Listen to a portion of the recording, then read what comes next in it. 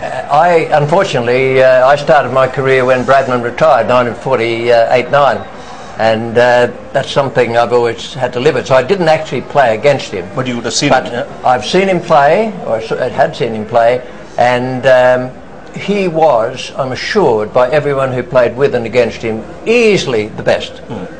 Don't even put anyone up in the bracket there. He was far and away the best.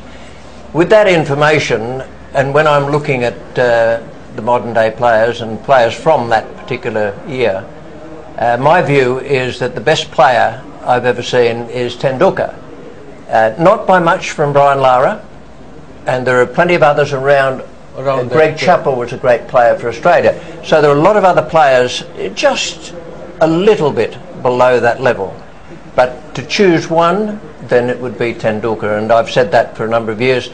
When you made your double century in Sydney, and Shane Warne made his debut, we had a situation where you had a young bowler for Australia coming on the scene, and yet you had this youngster who I'd seen play first at Old Trafford in 1989 when he made 100 and saved the game, or helped save the game for India. We had this youngster make 148, and I still regard that as, if I had to choose one, the best innings I've ever seen. I know he made 100 here as well 16 years ago in the later test, and that was a very good 100, but in an entirely different circumstance. Under pressure.